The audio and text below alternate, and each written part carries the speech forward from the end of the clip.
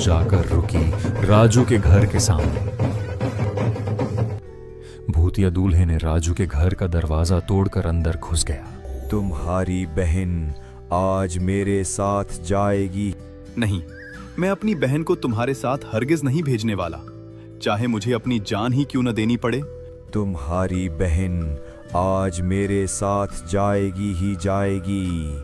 तुम में से कोई भी मुझे नहीं रोक सकता, और अगर रोकने की कोशिश की तो अपनी जान से हाथ धो बैठोगे। इसलिए मेरे सामने से हट जाओ, मैं अपनी दुल्हन को ले जाने आया हूँ। अब तुम्हारी मौत पक्की है। जब राजू और लता उसके सामने से नहीं हटे तो उस भूतिया दूल्हे ने उन दोनों को मार डाला। यह सब देखकर प्रिया जोर जोर से रोने लगी, गिड़गिड़ाने लगी, लेकिन उस भूतिया दूल्हे ने उसकी एक न सुनी।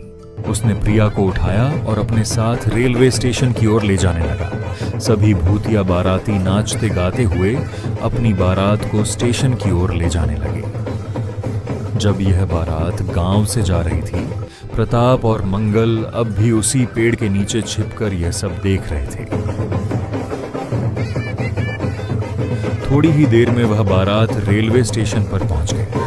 तभी स्टेशन पर इतना धुआं फैल गया कि कुछ दिखना मुश्किल हो गया। अचानक कहीं से ट्रेन के हॉर्न की आवाज आई और काले अंधेरे में से एक भूतिया ट्रेन आने लगी। यह दृश्य प्रिया के लिए बहुत भयानक था। वह ट्रेन उस बंद स्टेशन पर आकर रुक गई। उस ट्रेन के चारों ओर घना धुआं फैला हुआ था। जब धुआं धीरे धीरे कम हुआ तो दिखा कि उस भूतिया ट्रेन में बहुत सारी आत्माएं बैठी हैं, जो सब प्रिया को देख रही थी। यह देखकर प्रिया और अधिक डर गई। तभी उस भूतिया दूल्हे ने प्रिया को खींचकर ट्रेन की ओर ले जाना शुरू किया। नहीं, मुझे जाने दो।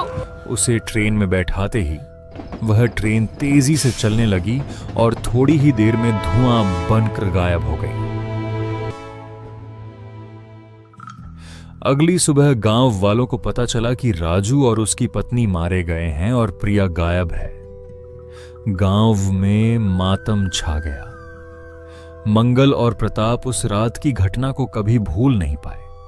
उन्होंने उस दिन के बाद कभी भी रात में घर से बाहर निकलने की हिम्मत नहीं की।